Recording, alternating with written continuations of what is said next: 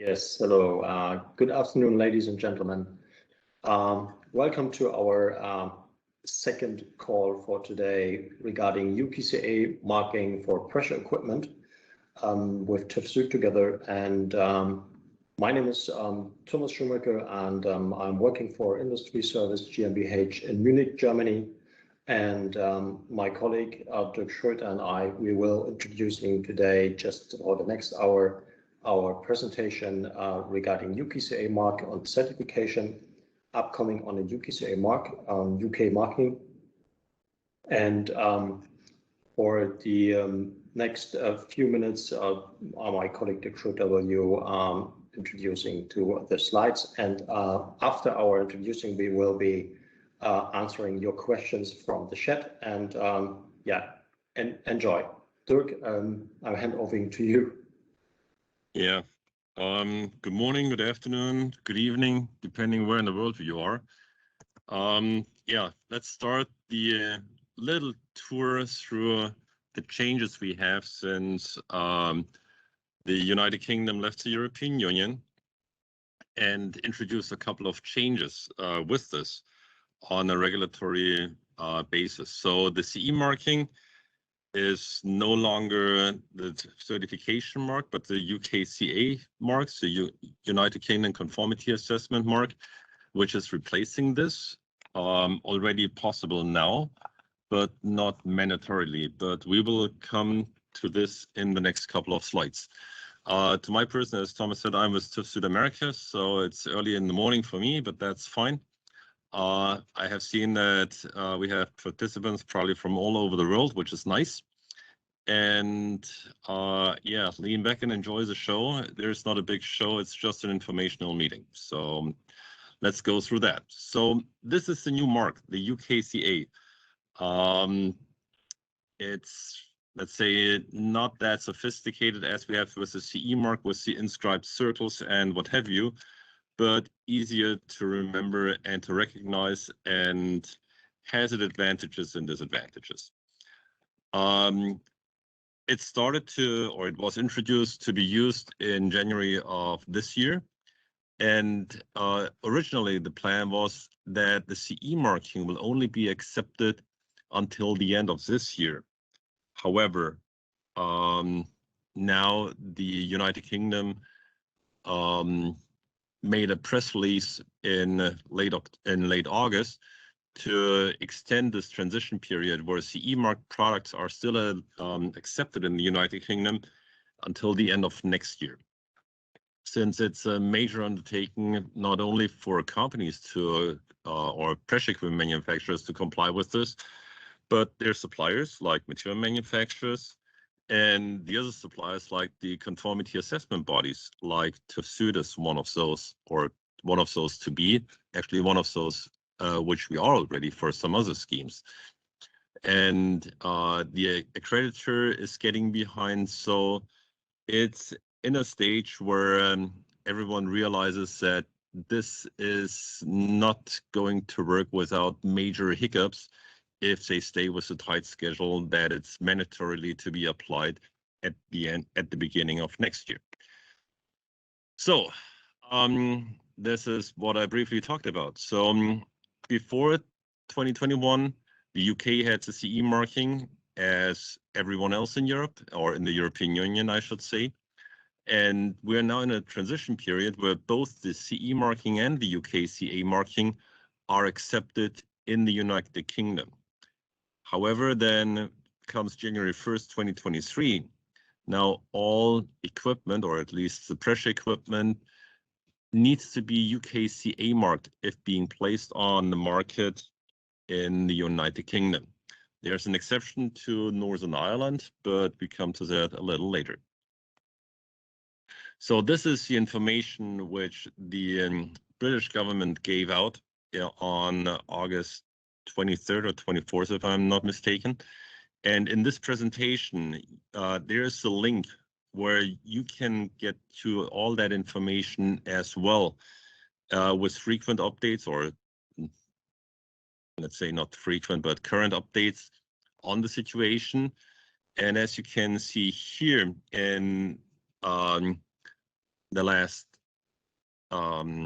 section, it's recommended to comply with the requirements, and as always, the sooner the better, because if you're starting that at the last minute, you're scrambling through that at the last minute, and it will be stressful. So everyone has now the advantage. We have a year to get this done, a little over a year and a quarter.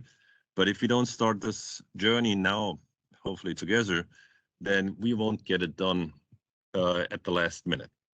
So therefore, I encourage everyone to have a look at that already now, to see what the requirements are, what changes need to be introduced in your companies for getting this done. And the more time you have to do that, the least painful you can make it.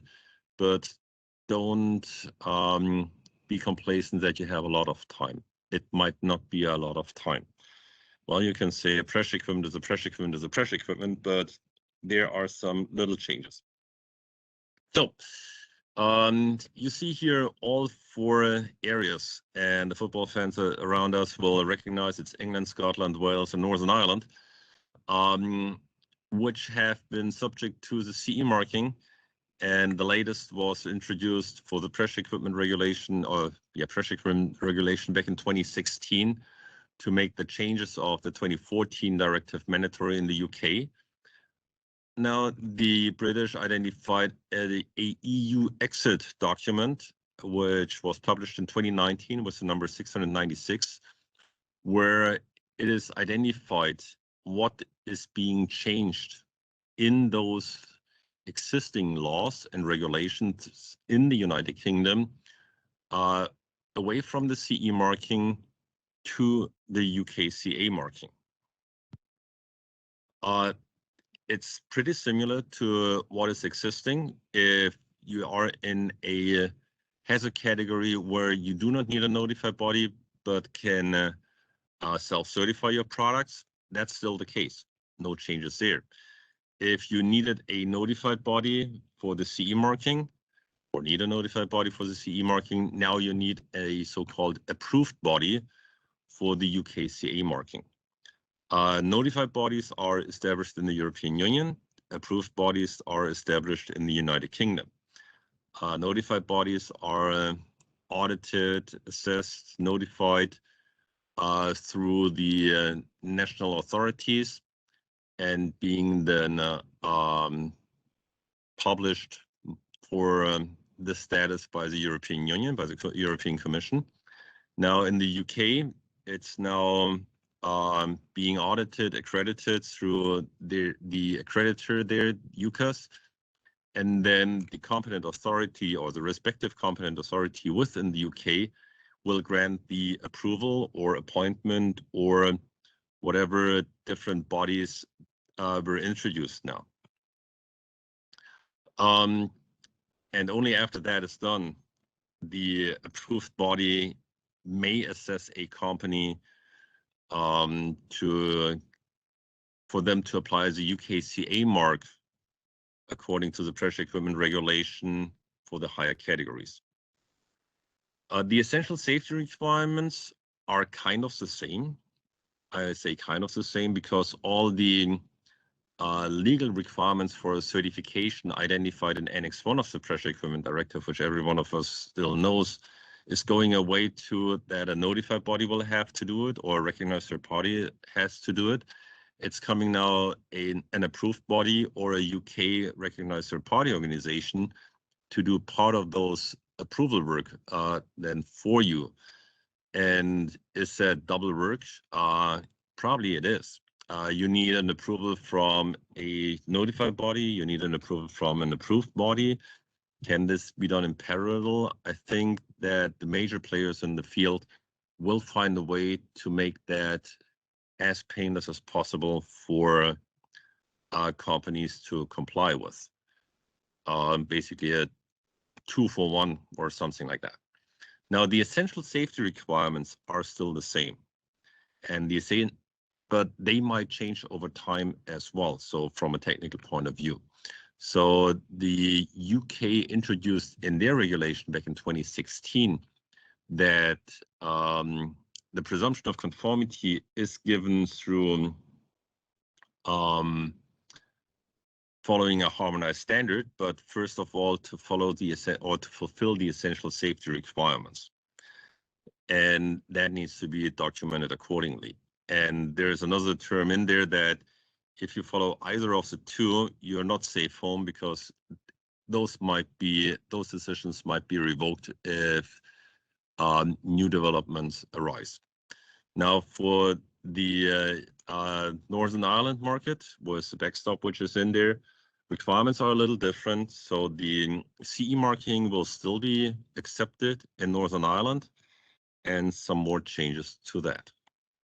So again, some links to the regulations, what we have, guidelines, guidances, what we have, and official publications for it. And the last one to point out, the designated standards. In the European scheme, it's called harmonized standards. In the UK scheme, it's now the designated standards. At current, they are the same, but that may change over time. When it will change, I don't know. No one knows. That's basically what is published. If the standards will have now two different sections, CA or NCB and what have you, one for the European Union and one for the UK. If there are changes or differences to that, that may happen, and then we have a difference in the designated and the harmonized standard. But as I said, as of now, they are the same. The British didn't invent the wheel new. So from a technical point of view, if you follow a harmonized standard, the designated standard in the UK, you fulfill the essential safety requirements. If you have followed a different standard like ASME code, like 82000, like CODA, like the British standard, that is neither a harmonized standard nor a designated standard. So there you have to show that the essential safety requirements of the pressure equipment regulation have been met. And this is basically the new or newer or a little more difficult now for the ones who are not applying already a harmonized standard to meet the essential safety requirements of the European Pressure Equipment Directive. Because now you have to get into more details for the to show that the essential safety requirements have been met. Okay, I talked about that already. So CE marking becomes the UKCA mark. The EU member state to appoint the notified bodies, in the competent authority in the UK is now BEIS to approve the bodies, the conformity assessment bodies. So notified body versus approved body. For the Pressure Equipment Directive, you have to issue as a manufacturer to show compliance with the requirements, not only the CE mark on the product, but an EU declaration of conformity.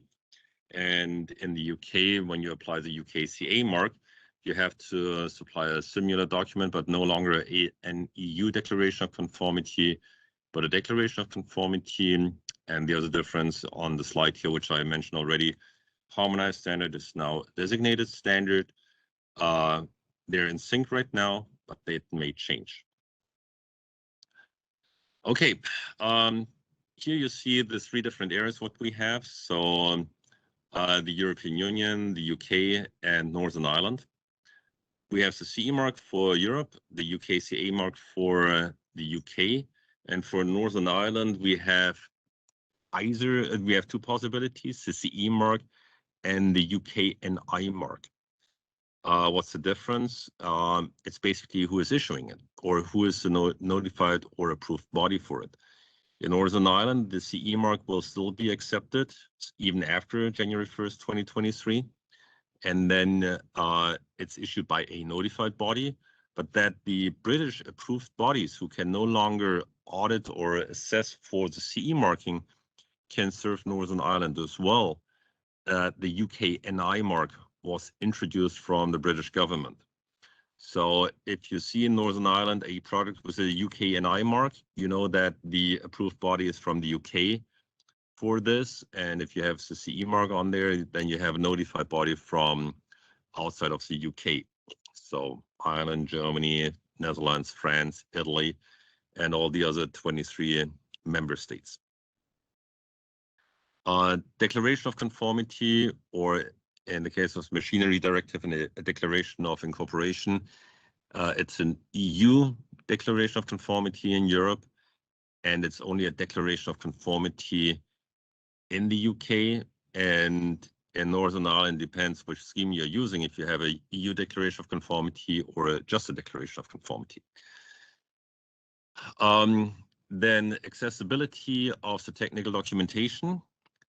That's someone in the European Union for the CE marking and someone in the UK for the UKCA approvals. And in Northern Ireland, it's still available for someone through someone in the European Union.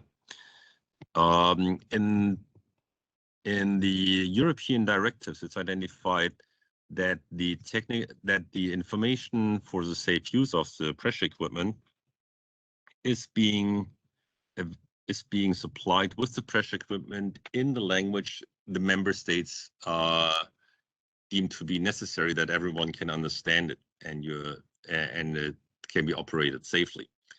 In the UK, it's easier. There's only one official language, and that's English. I haven't heard that Welsh or other old Celtic languages are accepted the same way. So it's all in English. So for the manufacturers outside of the UK not utilizing English for their technical documentation and conformity assessment procedures, but like Italian, German, French, Greek, Hungarian, Finnish, and what have you, this now needs to be in English.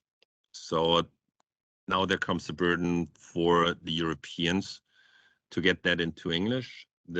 Everyone outside of the European Union was used to supply everything in English, with a few exceptions where it might have been in French or Spanish or Portuguese, but all the others were basically already in English. They don't have to change a lot, but within Europe, there have to be a lot of changes to, or not changes, but to get accustomed to provide that information now in English if the UKCA mark is being applied. So we have, because as you can see, it's TÜV Süd BABT on the right-hand side as the logo. This is the TÜV Süd subsidiary in the UK, who is the approved body currently for some of the regulations. And we applied and already got audited from UKCA for the pressure equipment safety regulations, and we are awaiting our accreditation. So for customer requests to work with us to get the UKCA approval as well, we try to streamline that and introduce the new email address, the ukca@tuvsud.com, to get customer requests in and handle them in a, let's say, streamlined manner, and not everyone has to invent the wheel new. You will be still working with your local contacts, but they're working with the team from TÜV Süd BABT as a certification body and a shared certification center to get the approvals done. As you see here on this slide, we are global. We have BABT as the approved bodies, but we are utilizing our subsidiaries all over the world, in the Americas, in East Asia, everywhere in Europe, and anywhere in the world where we do have subsidiaries and people dealing with the pressure equipment directive currently, to have those engineers, experts, auditors trained for the UKCA activities, performing them on site with you as you are used to, and then funnel that through the certification body or shared service certification center of BABT to get the respective approvals. We have not listed all of the subsidiaries here. There's more, like in Spain, like in India, like in Japan, and what have you. That's the first round where we are rolling it out, because it takes a lot of efforts on our end as well, not only to prepare everything for the audit, but to train the experts. And every region has its own specialties where experts need different knowledge to serve the customers best. But again, your local contact will help you with this to go through this process. Okay, so just a few examples of what we have in here. So on the left side, we have the current certificates we are issuing, where you see the CE mark on it and the 0036 for the notified body number for TÜV SÜD Industry Service GmbH. Now, for the UKCA mark, it will be issued by TÜV SÜD BABT, no longer TÜV SÜD Industry Service GmbH as notified body, but TÜV SÜD BABT as the approved body with the UKCA mark, and the approved body number is 0168. So 0036 is Europe, 0168 is the UK. It will be for simple pressure vessels, it will be for pressure equipment, will be for construction products, will be for machinery, will be for ATEX, will be for name it. So this is the approved body number for the UK, 0168. We are operative already in some of the regulations, and we are waiting for official approvals through, or first accreditation through UKCAS, and then approvals through the respective competent authority. For the pressure equipment, it is BEIS, to get us that scope extension for TÜV SÜD BABT that we can serve the customers. We hope to get that anytime soon. Our audit was already in June, and we hope that the backlog at UKCAS is not that bad, and summer is over now, that we might be able to get those approvals, hopefully so. Okay, so when you have a look at the pressure equipment safety regulation, the unchanged one from 2016, which is basically the 2014-68 EU, differently structured, but it has the same modules combinations for the various categories. So there's no changes here. And even with the EU exit document from the United Kingdom from 2019, these modules are still in place. The categories are still in place. The duties of the approved bodies are slightly differently worded than you are used to see it in the pressure equipment directive, but that's, let's say, the challenge issue problem from the approved body to follow that. You as a manufacturer, you will utilize the same modules, you're utilizing the same essential safety requirements. You only have to be careful who is your approved body, who is your competent body, who is your recognized third-party organization to provide the certification and services for the UKCA marking. Okay, so we have a little checklist here. What is needed to get through the process? And so, of course, first you need to contact an approved body. So let's say TÜV SÜD BABT. And as I mentioned, we have the UKCA at tuvsud.com to get the requests in. You will get a quote for the services, and you have to establish a certification contract with TÜV SÜD BABT as the approved body. The financial contracts will still be with the legal entities in your country. So in America, you will not have a financial contract with TÜV SÜD BABT, but with TÜV SÜD America or TÜV SÜD Canada.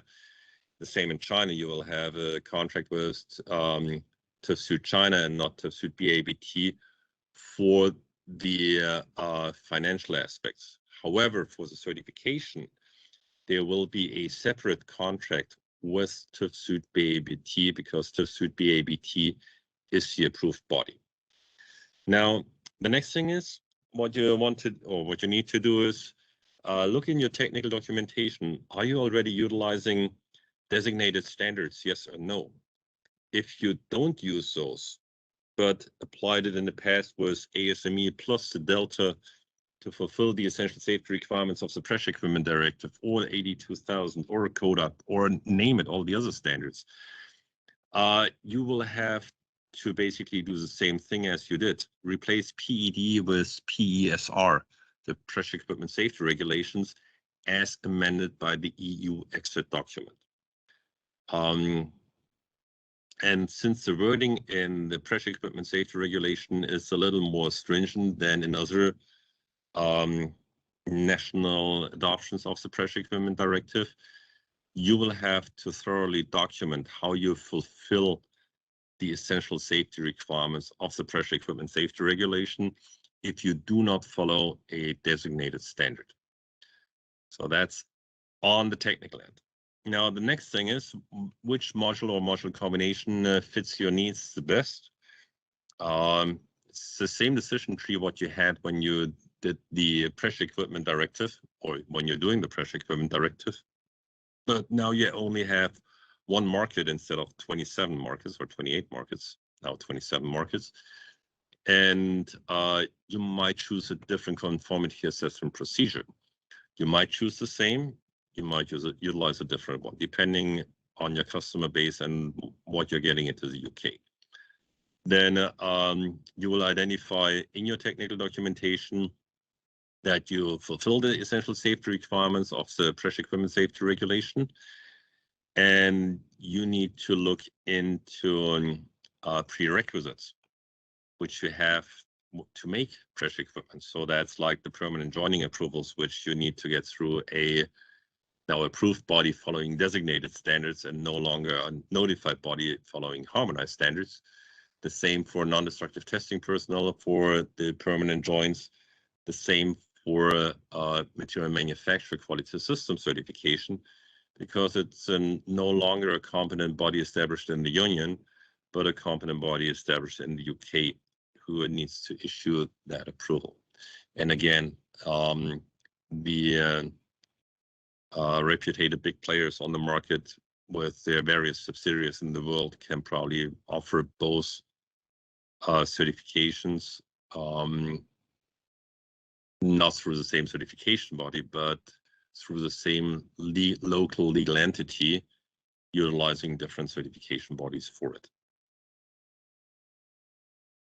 Okay, so the other documents which you will have to have is a declaration of conformity, not a EU declaration of conformity, but a declaration of conformity for the Pressure Equipment Safety Regulation.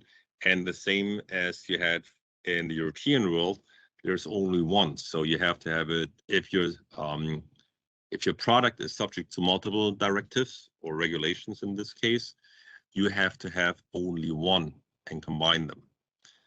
Then the marking needs to be in the compliance with the Pressure Equipment Safety Regulation. The main change right now is it needs to be in English, no other language.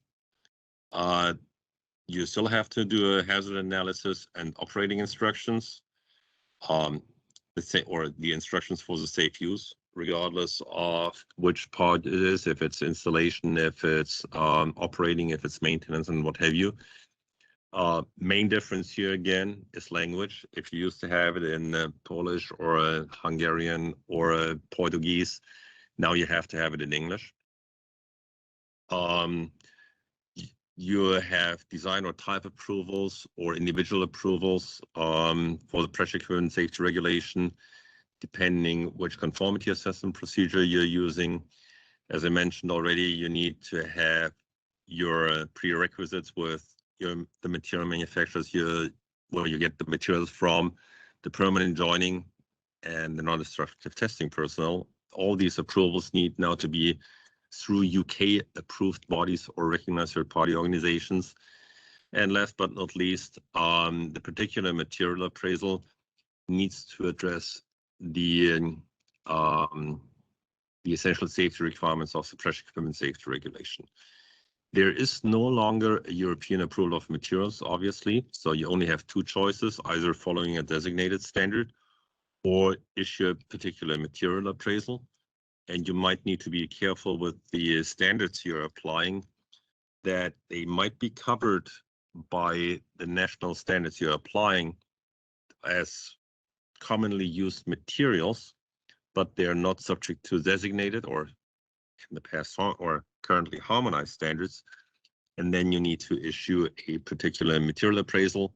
And the same thing, if it's category 3 and 4, it needs to be assessed by the approved body in charge of the design. If it's in category 1 and 2, then the manufacturer may do so by themselves. Okay. Oh, now I confused you, hopefully not too much, but now this is a little brain twister, which is the right flag. So the left one, the right one. Is the right one the right one, or the left one the right one? Are we driving on the left side or the right side of the street? If we go back to the very first slide, we have the answer. Why we are showing this? Pay attention to the details, because the devil is in the details, and which is good for Europe might not be good for the UK right now because of designated and harmonized standard, which might be differently because of notified body versus approved body, and so on and so forth. And to give you the solution of that, the one on the right side is the right one, not because we're not driving on the left side of the street, but that's okay. Again, if you have questions now in the chat, feel free to put them in there. I try to answer them the best I can, the best of my knowledge. If there is an answer, if there's no answer, well, I have to delay it because there might not be an answer for it. And if you don't have them now, please direct it at UKCA@tafsud.com, and we'll try to answer them as best as we can. Okay. Now I need your help. Ask your questions, and I try to answer them. Thank you. Hi, Dirk. Thank you very much for the details of the UKCA marking and the pressure equipment safety regulation 2016. So yeah, we are now have time to answer a few questions from your side, and I will read the questions for Dirk, and Dirk will be answering it directly. So I see now the first one that's coming in. So Dirk, so from January 2033, anyone placing product in UK has to comply pressure equipment safety regulation 2016 and not PED.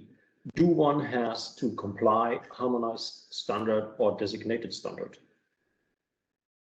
That's correct. So you will have to follow the, but you don't have to follow the pressure equipment safety regulation 2016, but the pressure equipment safety regulation from 2016 as amended with the EU exit document from 2019. Otherwise, it would be the CE marking. So yes, and then you would have to either follow the designated standard or show that the essential safety requirements have been met. And yes, as it stands right now, after January 1st, 2023, it needs to be applied.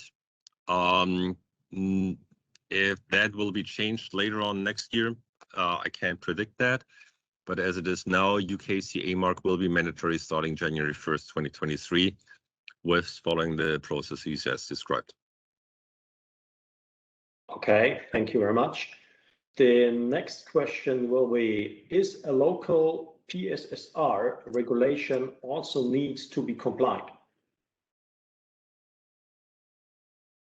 Local, I don't know what the local means. Is that now in the UK? Then the answer is no, it's a pressure equipment safety regulation as amended. If there is a local requirement, that would be for operating and installation, but not for the UKCA mark to place it on the market. but that's the same as it is right now for the pressure equipment regulation or pressure equipment directive as well.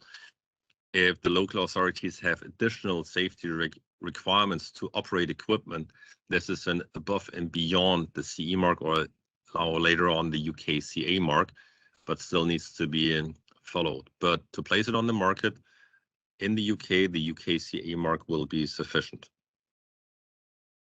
Yes, yeah, that was a meaning for UK. Thank you very much. The next one is, aside from markings differentially, is ISO 7866 the primary target spec for fabrication aluminum liners for Type 3 cylinders? That's a quite specially. That's a pretty loaded question. So this is getting into the transportable world as well. So it's not only the pressure equipment safety regulation, which you have for the aluminum liners if it's being used for breathing apparatus, but it will be basically applied for the ADR, where the UK is still member of, and you might need to apply the row mark, no longer the pi mark, on those cylinders. And in the ADR, it's prescribed the standard, so it's the ISO or EN ISO 7866 to be followed.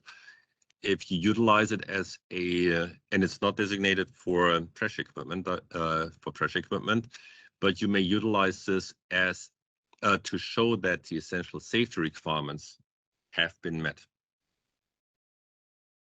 Okay, thank you. Next one. That was a really special question there. It is actually, yes. Yeah, well, that's the game. Yeah. Next one is how we get notified changes in standards and codes.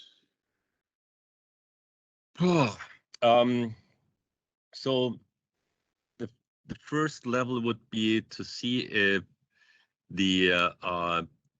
now for UKCA, the British government is publishing additional information like we had now with the delay of the UKCA marking being mandatory, or the publishing of the designated standards that they are indeed designated to the various directives. If there are other changes in there, there's no good way to find this out if you're not in the code committees, because they're not scheduled regularly to be changed. They are changed whenever they are changed. But typically you have a transition period identified in the standards themselves when they are replacing the predecessor of it. And it takes some time to get those standards then designated in the system. So once it's designated and that's being published, and you can check that webpage of the UK government frequently, every other month or what have you, I think that's the best way to do it. Okay. Next one is it possible to use the PED guideline as a guide for questions regarding PER? At current, I would say yes. However, you have to be careful if it addresses approvals, because approvals have changed. And if it addresses language, because that has definitely changed with the EU exit document. But if it's for categorization, if it's for other technical questions being addressed in there, I think at current, since the designated standards and harmonized standards are still in sync and the same, it's safe to say, yes, they are still the same. And it's the same for Europe. They are not legally binding. They are just guidelines. Where a lot of member states agree to that this is the best way to handle it, but it's not replacing the essential safety requirements to be fulfilled. Yeah, okay. Yeah, the next question is just regarding our upcoming approval for UCAS, UKCA. So when could be a approval body for UK? I guess Dirk already talked about in the presentation regarding we're still awaiting the accreditation officially from UCAS for UKCA mark on the UK market. So yeah, as I said, it's a two-step process. First, the accreditation and then the approval. We're in the waiting pattern. So we have done our part. Fortunately, we're through. We just have to wait patiently and I'm not patient. Okay. Next one is in case of an EN 1024 certificate 3.2, the library used shall be approved by UKAS? No, UKAS is the accreditor for approved bodies. So they're not in charge of issuing certificates or blessing those certificates. The EN 10204 is talking about the validity of certificates. And in 3.2, there are two possibilities. Who is the signatory beside the material manufacturer? And that would be either the regulatory assigned one, which would be an approved body if needed, or an appointed body in other regulations for the UK, or the one appointed by the buyer of the equipment. So that's still the wording out of 10,204. It's a designated standard, so this is how it is applied. The one issuing it, I have not seen that this is demanded that this organization needs to have a UKAS accreditation or an approved body status. Okay, thank you very much. Now it's coming to a next question is, will the local TÜV Süd inspectors be allowed or be able to stamp documents on behalf of BRBT, acknowledging using the 0168 UKCA mark? In general, that's the goal. So our inspectors need to be listed on the competency matrix, or the local inspectors need to be listed on the competency matrix for the UKCA scheme with BABT. And will every PED inspector be a UKCA inspector? I don't know. That's to be determined. It depends on qualifications, depends on probably language skills as well, since all the documentation has to be in English now. So that's to be determined, but we try to have as much local presence in the process as possible. Okay, thank you very much. The next one is, our company is under stamp H1 for PED. Would be necessary to do the same things for EU and UK, 2 auditors by a year, for example? Again, that's the same thing. We try to utilize our local auditors to serve the customers. Are there differences between CE marking and UKCA marking? Yes, there are. So the auditing will be slightly, I wouldn't say different, but amended if you do both audits at the same time.